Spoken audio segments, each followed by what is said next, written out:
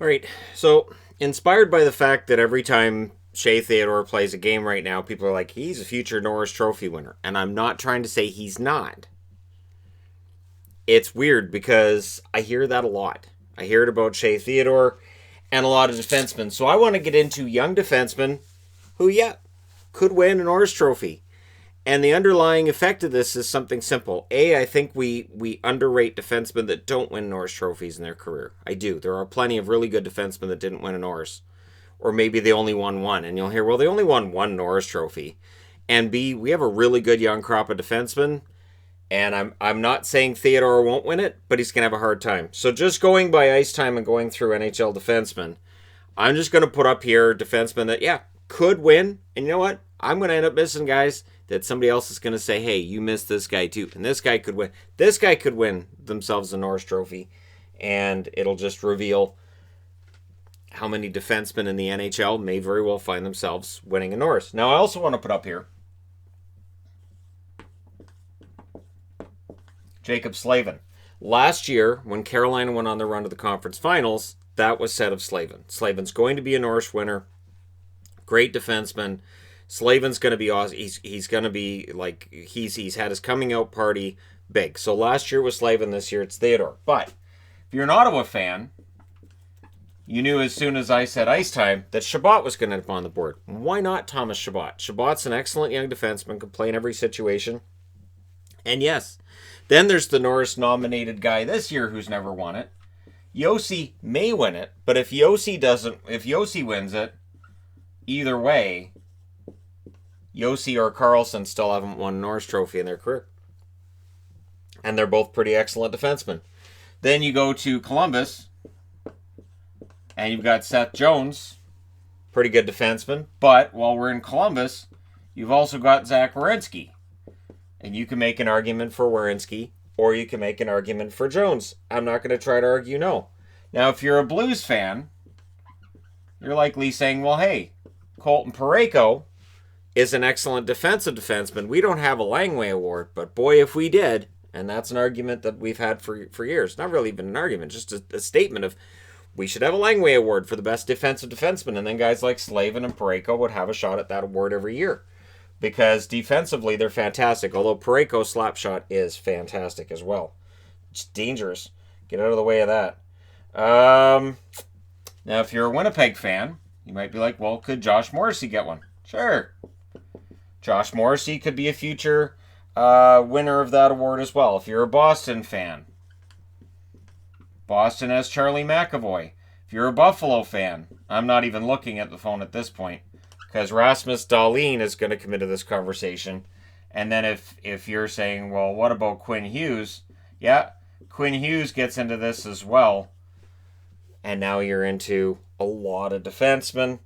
I wouldn't put him in that category, but I put him in that category. So if you're a Leafs fan, you're like, well, what about Morgan Riley? And you're right. And keep in mind, I'm not putting defensemen up here who've already won it. So a guy like Hedman, who's already won it before, can absolutely win it again. And whoever wins out of Yossi or Carlson could very well win it again. Don't rule out a comeback by Burns. And as much as Erik Karlsson at this point looks like he's probably done to some people, he's not that old. And so therefore he could have a bounce back. And if he has a bounce back season offensively and his defensive numbers are good, he will attract votes. And then you've got, right, can't forget, Dallas, you've got Heiskanen, right? And then in Colorado, you've got the star rookie, Cale Makar, who people say, well, who's going to win between Quinn and Hughes? And my answer is always the fans win. With these guys, the fans win. All right, so let me just think this one through. Because if I'm just going by ice time, that's not going to tell me everything. Oh, but if you're a Philly fan, of course, there's Provorov. Provorov's a pretty solid defenseman himself. Let's see. Vegas, Theodore. I'm not going to put Schmidt up there. Winnipeg, yep, Morrissey. Rangers, people are going to say, well, why aren't you going to put Fox up there? I don't know that I'd have Fox in that category, but sure. Sure, we'll put Adam Fox up here because why not? So let me just think through alphabetically. Anaheim. Could Anaheim fans make an argument for Lindholm? Maybe. If Lindholm can stay healthy, could he put together a Norris season? Arizona's got Ekman-Larsson. You could make the argument Ekman-Larsson's underrated. He's never won it either. So, yeah, I'll put Ekman-Larsson on the board. There's rumors he could be on the move. And if Ekman-Larsson went to, say, a New York Rangers or to a team that has more publicity, and I'll just say Toronto because, Toronto publicity-wise, right? I think Ekman-Larsson will get more votes than he does. So you got Boston, Buffalo, of course, Calgary. You have Giordano, who had an off-season this year by his standards, could absolutely bounce back next year. If you're a Carolina fan, you've been yelling at the screen for a while now, saying write down Dougie Hamilton. Hamilton has to be on the board. I'm not going to put Keith on the board. Colorado, I wouldn't have Johnson in that category, obviously. I'll